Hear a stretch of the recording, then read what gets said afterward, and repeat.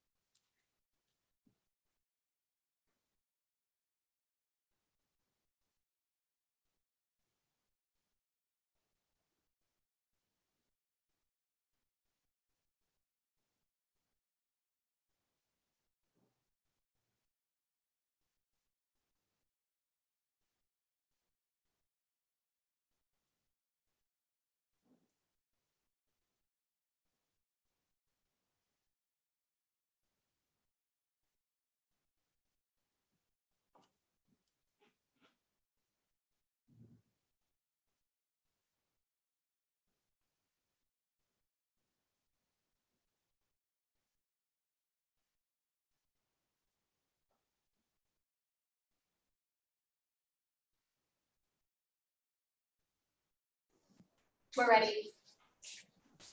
Okay. Well, good morning, everyone. I'm used to saying good afternoon, but good morning. And welcome to the Richmond Redevelopment Commission sort of extra meeting.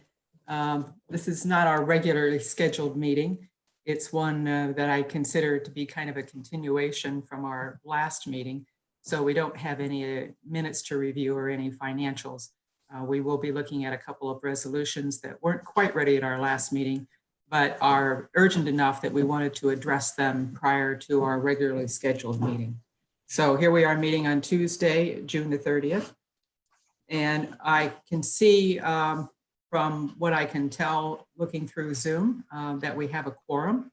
So we will begin the meeting with our new business. We have two resolutions before us, resolution number 7 and number 8. And I think this is a pretty exciting time. These are very interesting resolutions. I think we're going to be doing some things here that we really haven't looked at in the past and really touching on some new areas for us as the Redevelopment Commission. So I'm very excited to hear about these particular resolutions. So let's begin with resolution number 7, which is resolution number 7, 2020, a resolution authorizing the expenditure of funds, improvements downtown area, part of the city. And who will be speaking to this, please? Kate Coden will be speaking to this. She has put this program together. Good Okay. morning. Good morning, Kate. Thank you. Thank you for the opportunity to present on this project that we're really excited about. This resolution outlines a program called the Heart of the City Neighborhood Stabilization, and this particular program is called refers to an owner-occupied housing rehabilitation forgivable loan. And in your packet, it outlines the program in great detail, but I'd like to just highlight the overview of it. The objective of this program is to assist homeowners located in Richmond's most at-need neighborhoods in making critical improvements to their homes, with the goal being to create healthier and safer homes while stabilizing and strengthening neighborhoods to encourage investment and increase quality of place. We did a great deal of research into establishing what neighborhood was most in need, and your packet includes a number of tables outlining how this neighborhood will be impacted. I'll go over just a couple of those items in a minute, but first a little bit more about the program. In partnership with the city, the Grassroots Neighborhood Coalition will provide home rehabilitation opportunities for qualifying homeowners in neighborhoods within the heart of the city. This includes historic Star District, Star Parkside, and Elizabeth Star neighborhoods. All of those neighborhoods fall within Census Tract 2, the census tract within the city of Richmond that is most distressed. This program aims to offer 0% interest loan of up to $15,000. The goal being to address health and safety improvements within the home. An overview of how this program would work. A trained team member of the project team will assess a home's needs and advise the homeowner on work necessary to make it healthy and safe. The Grassroots Neighborhood Coalition will manage all aspects of the project from start to finish, including the scope of work development, placing the project out to bid, establishing a contract with a licensed contractor, and then overseeing the completion of work, as well as paying the contractor directly. The city will handle all permits and inspections to ensure that work is up to code. The guidelines and requirements section of your packet outlines the scope of work in a little bit more detail. How we aim to do outreach within this program would be through neighborhood meetings, talking about the program, the opportunities, as well as support through the application process. All right, a little bit about the area details. As I mentioned, these neighborhoods fall within Census Tract 2, the city's most distressed census tract. A little bit of facts. The eligible owner-occupied single-family properties are 264 properties. There are 190 renter-occupied properties and 42 vacant occupied properties. That brings the eligible properties for this project up to, I believe, 20%. So there's a number of properties within this region that are eligible to apply for funding. In addition to a great deal of projects eligible, an important area of note is the density of old housing stock in this area. 28% of the homes in the Richmond area in general are over 80 years old, compared to 70.3% of the homes within this district. That's a great density of homes that need additional rehabilitation. There's also a greater population density in this area because it's a smaller land mass. So the number of houses and the number of people, that density brings this project area up to 2.4 times higher than the residential city as a whole. If you look at also the investment that's been made in older home housing stock within Richmond versus the project area, you can see that there's been almost older homes outside of the project area have received almost double the investment compared to old homes within the project area, indicating a strong need in investment in bringing those older homes up to the rehabilitation standards that they need to meet code and housing standards. This area also has a higher rate of violations. Just this last year, this area made up 18% of the total exterior deterioration violations within the city of Richmond. That indicates that there is a need for housing support to bring these houses up to safe standards. So there's three main areas this project seeks to impact: health and safety, capacity building, and quality of place. So by limiting the projects to health and safety based projects, it seeks to improve residents and owners' health and safety through improvements, capital improvements to homes that address things like roofs, HVAC, plumbing, things of that nature to ensure that people are living in residences that are safe. Wayne County, in a 2014 health and lead and healthy home standard from the state level, Wayne County was in the top counties in the state for child-led screening at 21%. And the screening showed that Wayne County was the largest county in the state with the highest expected lead poisoning rate at 1,000 children tested. That indicates that our old housing stock has a health impact on our children. And so there's a high need to address these issues through programs like this. Capacity building. Owning an old home requires a lot of maintenance. It requires a lot of resources, time, money, education, and knowledge. This program seeks to provide some resources and support through all of those areas. Money, it seeks to provide assistance to financially help with those big infrastructure projects that can often be expensive. Time, investing both contractor time and also time through education. Part of this project requires that homeowners participate in a 3-hour home maintenance class, both to educate them about how to keep up their home beyond the scope of the project and how to do it, build in sustainability. Quality of place. Landscaping has been shown to have countless benefits, from economic to health and psychological and environmental. A key portion of this project requires that a certain portion of every application, 2% of every application budget, be allocated to landscaping and curb-facing landscaping projects. The goal being that improved landscaping is linked to increased quality of place, increased community building. There's a number of studies that are cited in your packet that just show the benefit to all of that.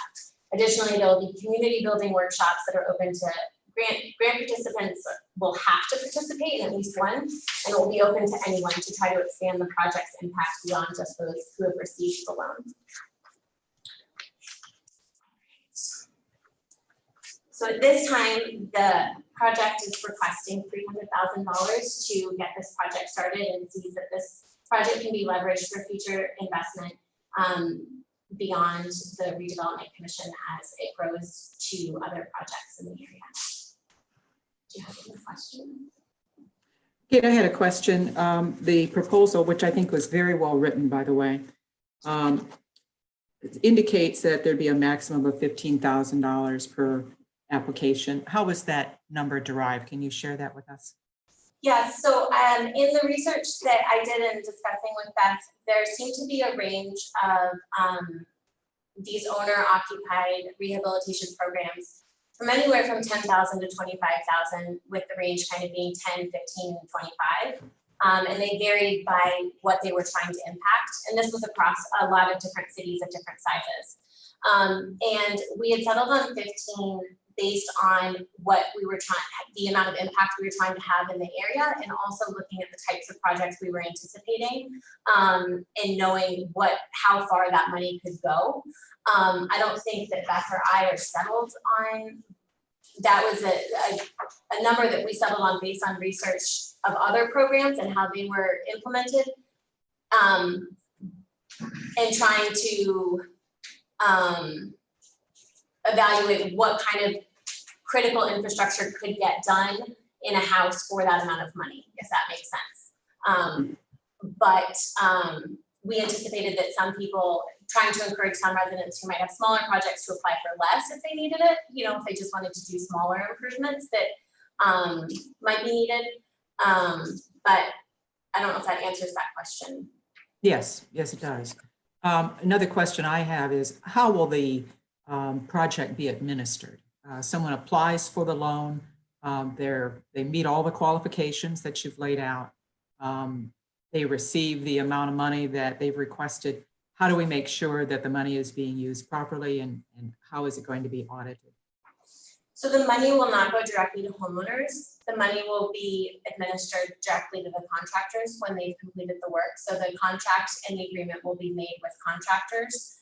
And so the overarching plan would be having a consult with the homeowner to do an initial assessment and trying to help them understand the priorities of what kind of the best investment would be to improve the health and safety of their home. And then from that plan, then working with a contractor to kind of bid that out, and then having that contract with the contractor and paying them directly. And someone will go out and determine that the work has actually been done to the proper code and standards that we would accept before we pay the contractor? That would be administered by the city. So most, if not all of this work would require building permits and inspections, which would be overseen by Beth's department. Yes, and that, so in short answer, yes, that would be overseen by our permits and inspections department. And if anything needed a plan review, or if there was major issue, like major work that required zoning review, all of that would be overseen and administered by the infrastructure and development department and staff. And another question I have, can an applicant apply more than once? If they receive one grant of $15,000, can they come back again and request another? We did not put that in the eligibility guidelines. That's a really good question. Yeah, I guess I wouldn't see them reapplying. I would see us doing round one and exhausting those funds. And then if we did a second round, then there could be a point system and points could be assigned for those that are new to the program. Okay. So that we would be able to do that. So I was going to ask about future continuation of this program. Rough cat, you can do 18 houses for $300,000. That's, and I think that's about the right number to start with. Certainly, I would expect that you have to continue this program. You're going to achieve the objective. So looking at the other impacts, I think not, one idea I have is to continue this version of the project, but also to spin off other versions of it. So in the proposal, I outlined a potential idea would be to think about how we might implement funding to utilize or encourage utilization of the blight sites, so the open spaces. Those are most often owned by renter occupied. So one of the biggest links to a neighborhood is are those types of spaces, like neighborhood improvement and quality of place. So one additional there might be spin-off programs as well as for what I kind of see for the future. So a continuation, yes, but also iterations. Yeah, and I think to add, we're starting this program here. This is something that we're not seeing happen in the community currently. There's not an organization moving this type of work forward. So we really feel that it's important that we kind of start this ball rolling. And the hope is that as Forward Wayne County and their neighborhood coalition gets up and running, as some of those programs and other organizations start doing this kind of work, that this would then be taken over by those organizations and move that forward. And I heard you say the contract would be between the city and the contractor? It would be between the Grassroots neighborhood coalition and the contractor. So the homeowner really won't hold any responsibility for that, right? The loan will be with the contractor, Right. but the payment will be through the contractor. Right. Right. Does that make sense? We would place a lien on the property. This will be a forgivable loan Right. over a 5-year period of time. So So the loan is forgivable then. Yes, Because Kathy used the word grant earlier, and I Yes. saw that was a 0%. yes, it's forgivable. We want to encourage people to continue making improvements and for these to be improvements for people that are planning to continue to invest and live in that neighborhood. We don't want this to be a program where people see this as a way to quickly improve my home and flip it. There's a stipulation on the requirements that it has to maintain ownership for X amount of years beyond the completion of the project, or there is a repayment stipulation. So if they do not meet the forgivable criteria, then the loan becomes burden of the homeowner at whatever balance is left at the time. Now, you said also that the loan is to the contractor? No, we pay the contractor. Yes, okay, yeah. That's I knew- what I That's you said what to the contractor. Sorry. I was, okay. The payment, we're not giving the homeowner the money, but the loan is with the homeowner. Right, okay. Does that make sense? Sorry, Yeah, and so then there's a 5-year term for forgivable terms, assuming you meet the criteria, and then I presume 20% a year, is that how they'll be done? And I just had a question also on the landscaping, the 2%, if they borrow, if all they use is $15,000, that's $300. This may sound nitpicky, but I would prefer that they put in perennials, not annuals, because after 1 year, Yeah. all that money is gone. And so is that kind of how you are seeing that being done as well? I mean, yes, Yes. flower baskets are pretty, but they're only good for. Part of 5 or 6 looking at that months. component is sustainability, and so evaluating what they have, if they need shade, if they need light, it won't be that they just say, I like petunias, we're gonna go with petunias. It'll be a matter of helping them find low maintenance, easy to care for perennials that will be an investment in their property that helps increase their property value as landscaping does, when Yeah. possible using native plants and that sort of thing. And would we expect the homeowner to do the planting on the nursery? Because that significantly increases the cost. Yeah, definitely. It's not, we're not outsourcing that. That's part of the workshops that we're imagining that would go by kind of block. If they don't know, you'll teach them how to There'll properly be water workshops. daily or whatever until everything gets established. Much like the home maintenance workshops, there'll be landscaping workshops that will correspond and be open to people beyond the grant recipients or loan recipients. So because landscaping beautification really can impact the quality of place of a neighborhood. So that part needs a little bit more fleshing out, but it will be kind of a standalone thing, a standalone program that also kind of intersects with this.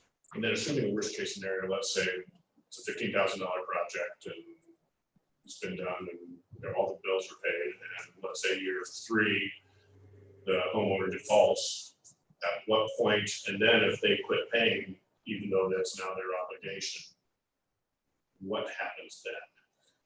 They're not actually making payments. So Well, let's say, but if they sell the defaulted on their property- obligation, and but like you said, then that whatever the balance is becomes the responsibility of the home. Right, so if they sell the property prior to the end of their commitment, then with the lien that we have on the property, we would recoup whatever percentage How about out if they of stay that. in the home and don't make payments? They don't have to make a payment. It's just forgivable over that period of time. So just as long as they're in the home, then that's all the qualifier would be. The only trigger in a default would be the sale of the property. So that's it, right, that's Right, and that would, where there would be closing agent would ensure that those voters in the property recoup their investment. Okay. Well, that's pretty clean. So it's okay. What if, Yeah. Thank you, Mike, for clarifying the fact that it's a forgivable loan versus a grant. The terminology is very important, so thank you for clarifying that. And if I could, I'd like to just read into the record what eligibility guidelines have been laid out for this. Again, reading from the document that Kate's prepared, just so that we all know and that there's a record of this. The applicant guidelines include that a home must be the applicant's primary residence and have been owned for at least 3 years. The property must have sufficient equity to cover the loan. They must be current on their property taxes, and the applicant must demonstrate sufficient income to meet financial obligations and maintain the rehabilitated property. Therefore, the maximum debt to income ratio established for this program shall be 50%. And in regards to the property itself, it needs to be owner occupied with recorded deed must be in the name or names of the current owners and must remain owner occupied. It needs to be a single family dwelling.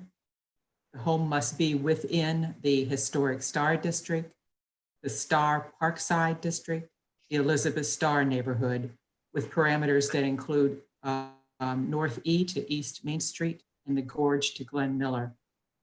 The home must have health and safety hazards or be in a code violation. And full repayment of the loan will be due should the property be sold or vacated as the primary residence within 5 years.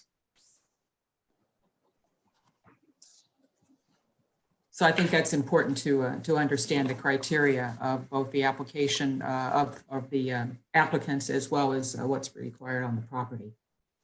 Are there other questions? Oh, go ahead, Beth. I have a question regarding selecting the contractors for this.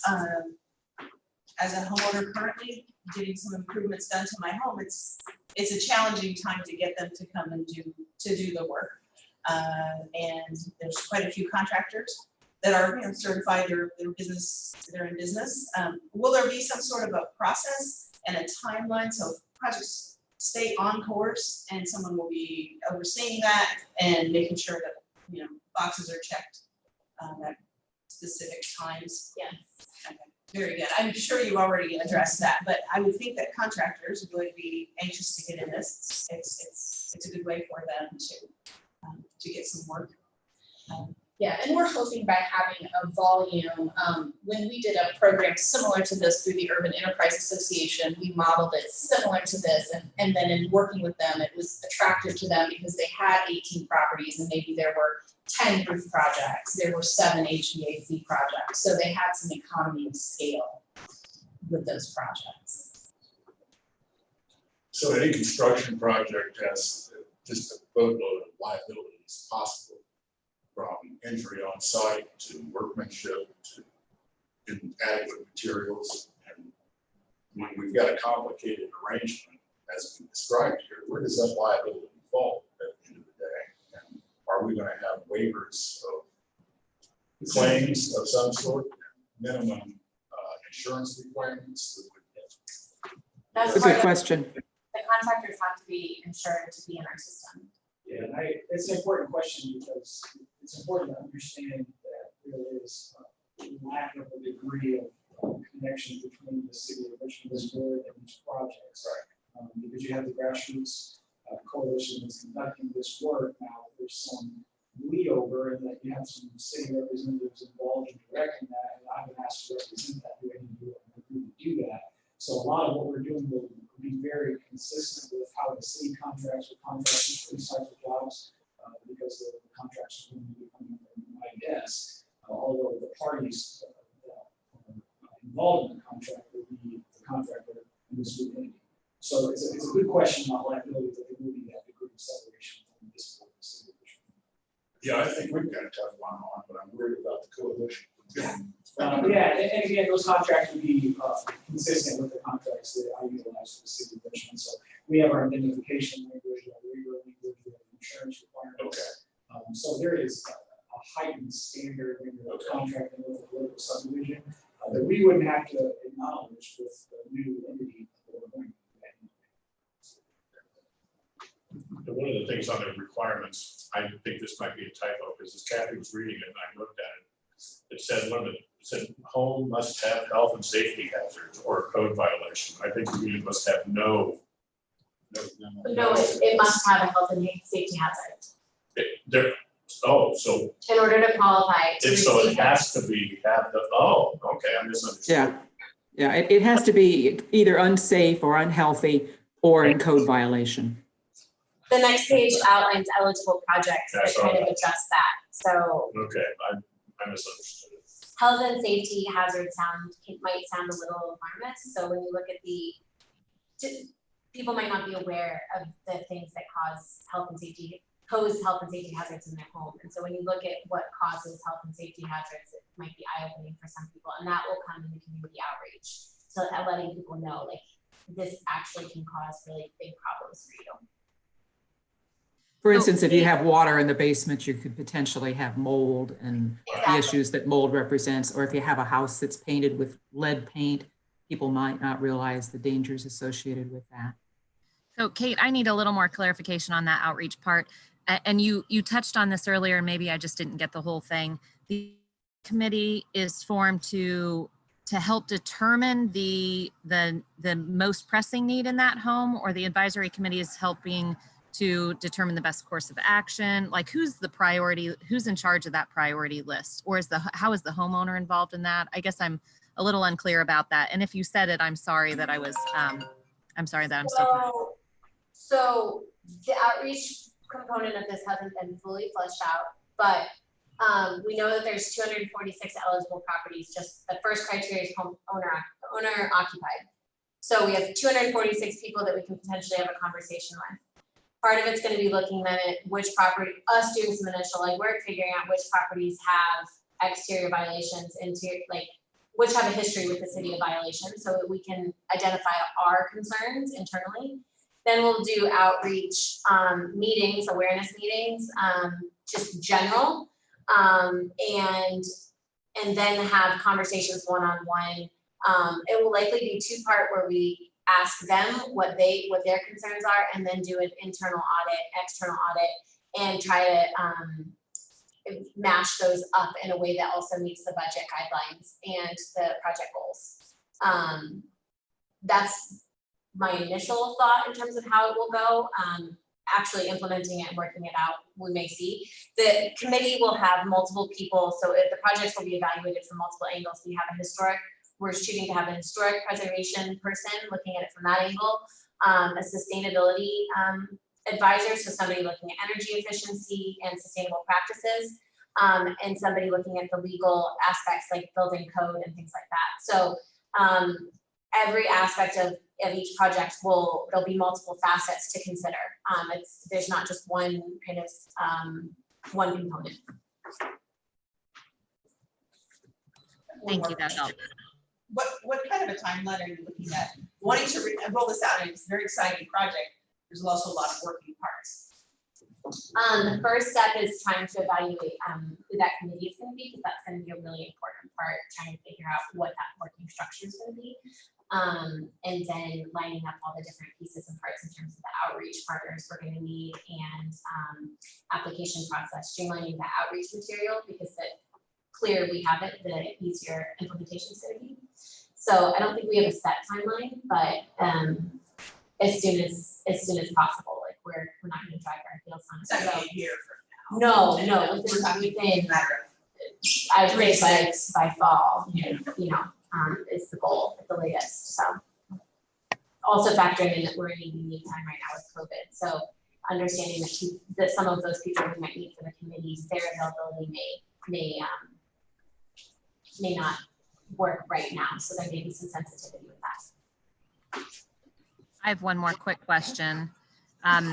Is there another program that is happening within the city that helps to address the aesthetics, since this one won't address aesthetics, or not completely address aesthetics? I know that there's 2% for landscaping, which I personally think is maybe a little bit too small. But I'm big on the outdoor look of the property. But is there anything else that we can be during the outreach period kind of pushing to homeowners as well, of there's this other program over here that can help you with the aesthetic stuff? It'd be nice to kill two birds with one stone if possible. Offer a package deal. Yeah. Yeah, there is not another organization doing anything like that. We could certainly, our first goal was impacting the health and safety within the neighborhood and starting there and then moving towards the aesthetics.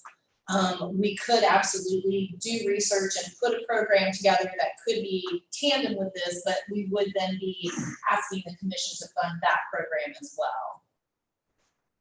So if that's something that the commission is interested in doing, we could certainly put that together and we could roll them out in tandem.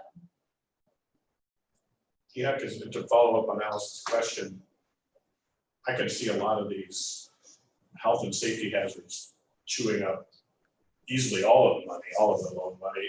And then to have a token 2% there, which, and I agree with her, I think the aesthetic side of things is equally important. But if you haven't,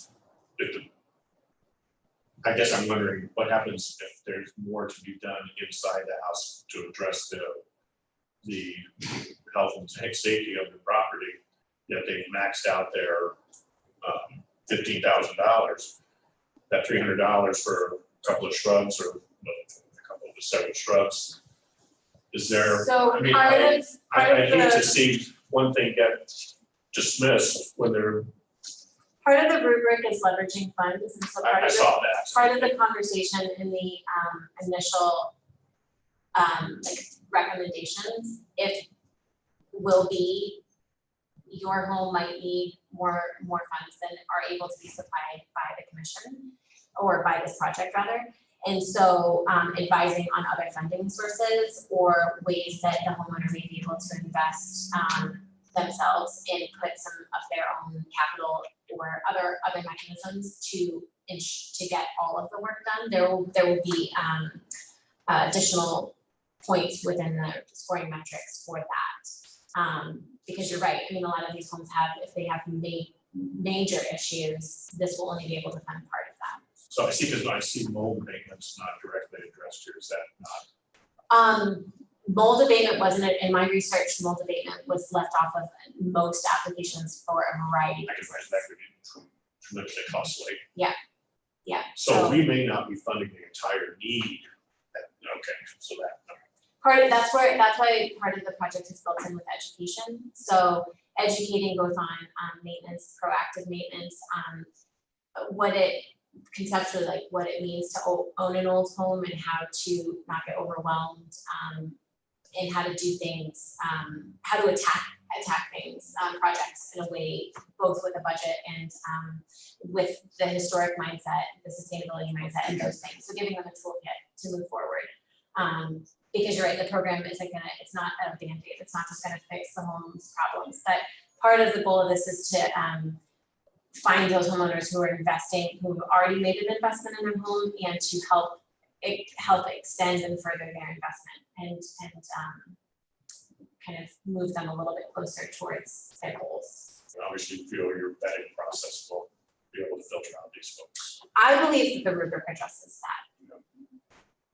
To your point, Mike, I think it's interesting in the report, it indicates that within the project area, the average residential property age is 1891, and the median average property age is 1900. So, I mean, we are dealing with some old historic homes here that require a lot of work and maintenance to maintain. I appreciate, Kate and Beth, the diversity of thought that you have put on that advisory committee, or at least how you're forming that. I think that's really important. You've done a nice job of thinking through all of the areas that need to be involved. So thank you for that. So the administration of this is funded through your department? Is it going to become a line item in the budget? Those are ongoing discussions. Because it costs money to do that program, costs money as well. Yeah, and there will be additional partners, like with the education pieces that she's referring to. You know, we see partners leading those and doing some of that work. So I think this is great. It's nice to see these older homes that you do so badly want to know that they don't make like a sieve and are viable homes to get taken care of and looking good from the outside. But then also building that neighborhood, you know, the image I have in my head of you know, a few of the white properties going down, making those into some green spaces or gathering spaces, and making that have that neighborhood feel where they all take care of each other. Kind of, you know, and it sounds like a storybook, but I don't think that it is. It's, our community will come together, and I think it could help those areas, and then I can see it moving on to other areas. And there's a few more that we could work on too. So I think this will be a good pilot project to get some momentum behind that. You see the majority of this 300,000 out by the end of the year? By the end of 2020. Yes. Or is that too quick to? I think in order to have the sustainable impact that's needed in the community, that might be too aggressive. I think there needs to be some root building in the neighborhood to have the legs that are needed. I think if we just went in and did the work and left, I think that might be doable. But I think that I would see into maybe first or second quarter of 21 being realistic to try to leverage that into something that grows a little more. The nice thing about this too, most of this work is inside, so the seasonality Right. of it doesn't come into play. And to building on that, if there were projects that were outside trying to figure out some so that we could get them done efficiently, you know, to not waste another season. I'm curious, back in the day when South Fort Richmond was being redeveloped, did the city invest in that at all? I wouldn't hear when that was going on. it was private investment. It was totally private. Beth and Kate, I think it's important to also point out that the Grassroots Neighborhood Coalition is its own 501c3, is that correct? Correct. So it's operating as a separate entity from the city? Correct. Yes, I should have stated that more clearly. Sorry. Will it have offices somewhere? We have to list the principal place of business or office when you establish the interview to the Secretary of State. So that's somewhere in place right now. So depending on the trajectory of the organization and what it ends up doing, I can see that as becoming a necessity at this point in time. Okay. Clarifying that, part of it I think will be big for the public's understanding and outreach, so that they understand how it's working. So and who they're working with. Well, I think it's a very unique program. I don't think we've had anything before us to consider that's been quite like this. And I think it really has an opportunity to touch some important housing issues within these historic neighborhoods. So I'm really pleased with the work that's gone into it up to this point. Questions? Are there additional questions? Move for approval of resolution 7/2020. I'll second. There's been a motion and a second to approve resolution number 7/2020 for $300,000 for resolution authorizing the expenditure of funds, improvement downtown area, heart of the city. All in favor, say aye. Aye. Opposed, same sign. Motion carries. Good luck with the program. Thank you so much. Thank you for all your work.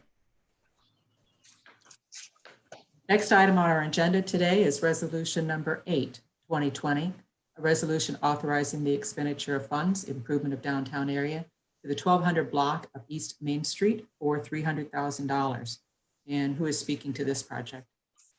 This one. This is another area that has been identified through Richmond Rising in the comprehensive plan. It's also been identified with several of the properties having unsafe issues as well as other exterior issues. So in looking at this area, this project will allow us to fund the Grassroots neighborhood coalition so that as properties might become available that are in distress, that they would be able to acquire those and then act appropriately. If it's beyond saving and it's an unsafe structure, then they can take it down and green that space. We've also, in looking at that corridor development, we see some additional possibilities with that corridor.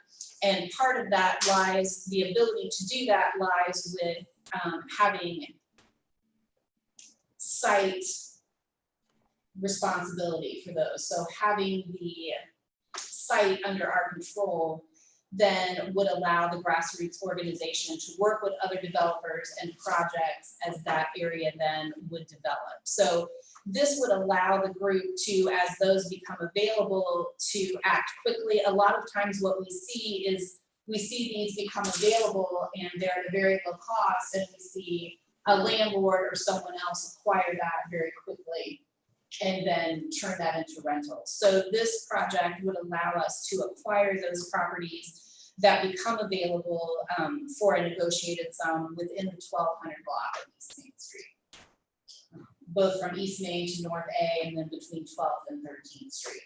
So this organization is able to act quickly and to do those negotiations and those purchase agreements with those owners of those properties so that we can address them and see them not perpetuate more issues. So we're trying to be proactive with this area. Beth, I know this is just probably coincidental that both of these resolutions are for $300,000. And just so we're clear, I mean, this has absolutely nothing to do with the resolution we just passed. Is that correct? That's correct. That's correct. This is strictly money that we're putting aside so that you have a pool of funds that you can act quickly to acquire a property when it becomes available, so that we can pursue either destruction of the property or rehab of it. Is that correct? That is correct, Kathy.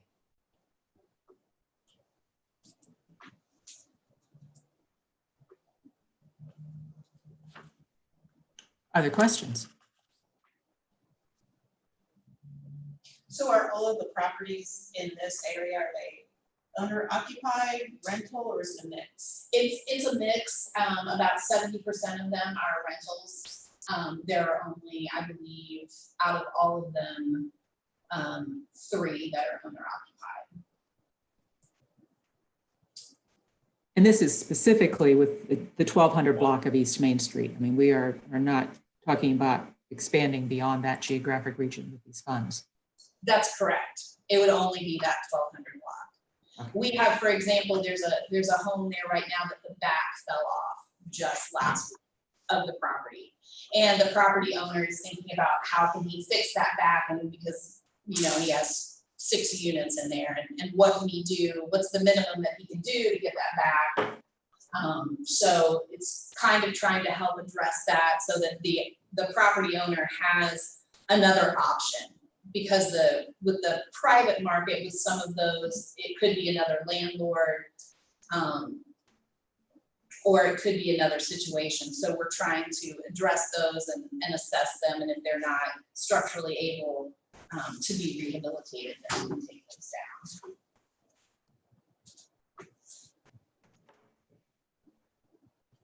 Any other questions? So my understanding is the Bradford apartment is the cornerstone of, I'm trying to think of. It's on the corner of 12th and East Main. 12. It's 1200.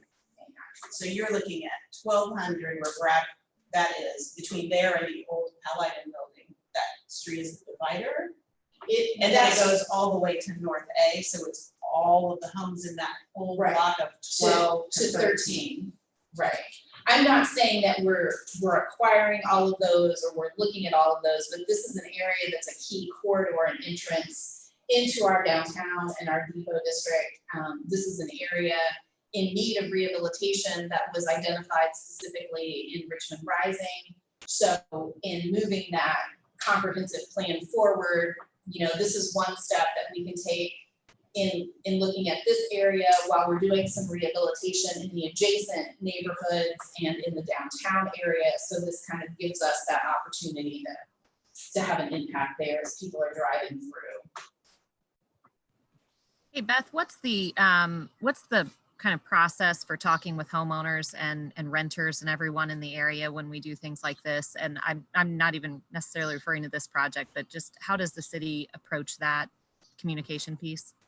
Well, this would be done by the 501c3, by the Grassroots Action Neighborhood Coalition would be and they would be talking with the property owners to negotiate a purchase price for that property.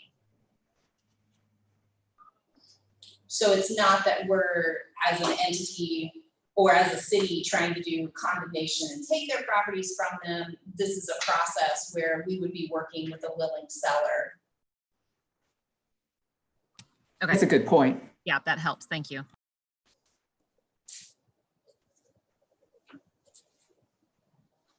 And who would kind of be the Beth, would you be the person that is, I think, because it lists you as the president of that organization. Would you be the person doing that for the most part?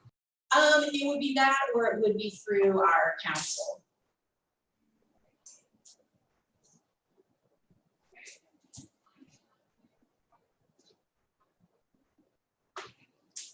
Beth, if we acquired a property and determined that it was not salvageable and needed to come down, would the demolition come from these funds? Yes. So it's not only just to acquire property, it's to also rehab or demolish. Yes. We didn't designate some of this initially for rehabilitation. We're mainly trying to target with kind of cleaning the area up. So we would have initial potential acquisition and demolition. If we do have a property that is in need of rehabilitation, then we could potentially look if we do a round 2 of the Heart of the City program, including that area or expanding our area to include downtown and potentially the Vale neighborhood or some other neighborhoods in the future. Thank you.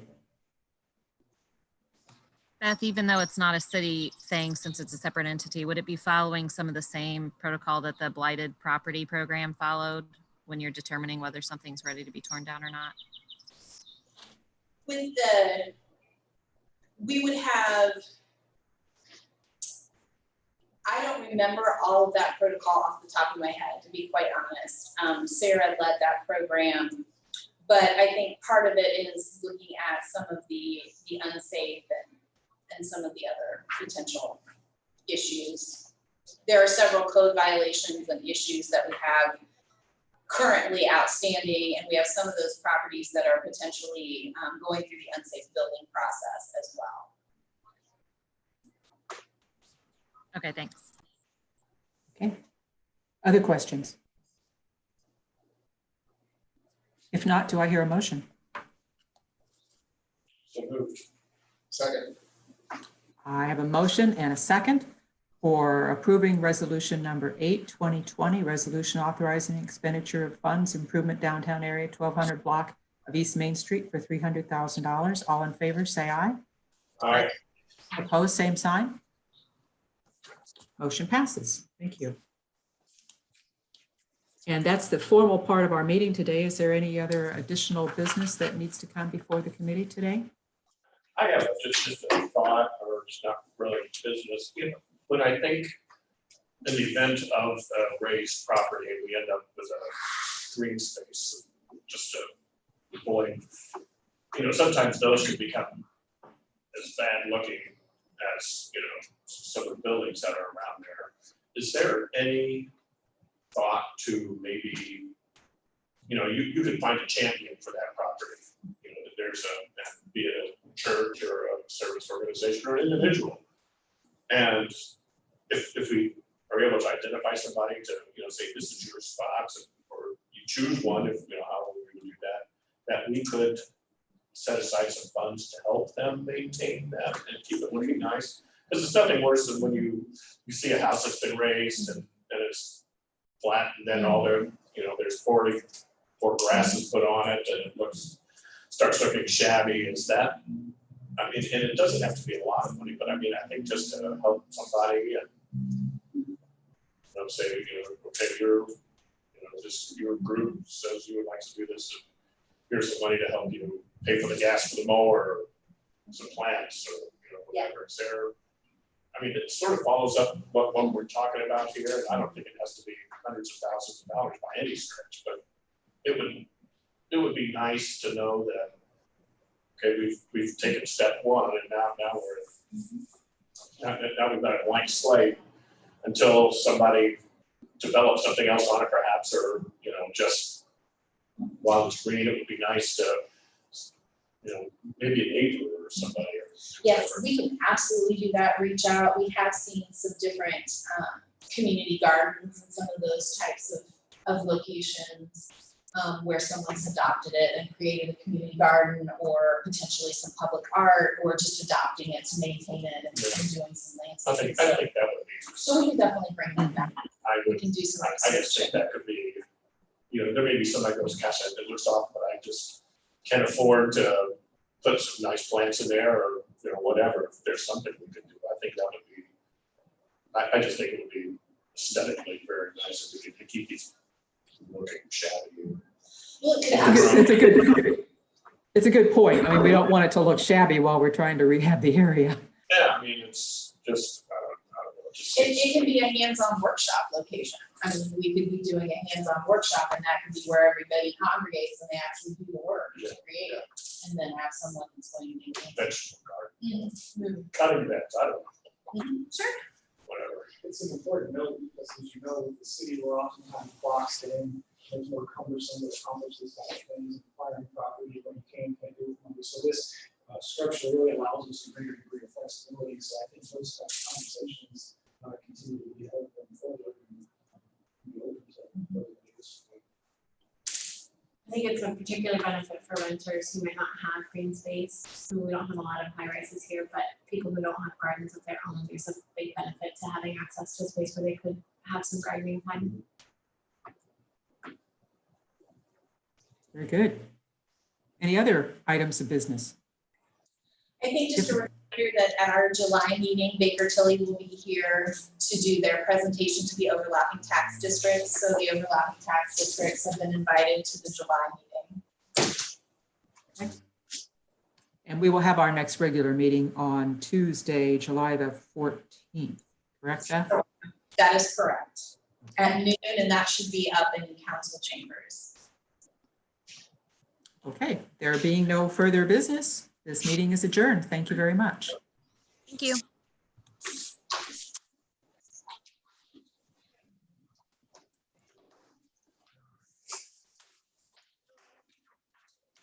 You didn't sign anything for these? You have Yes. those.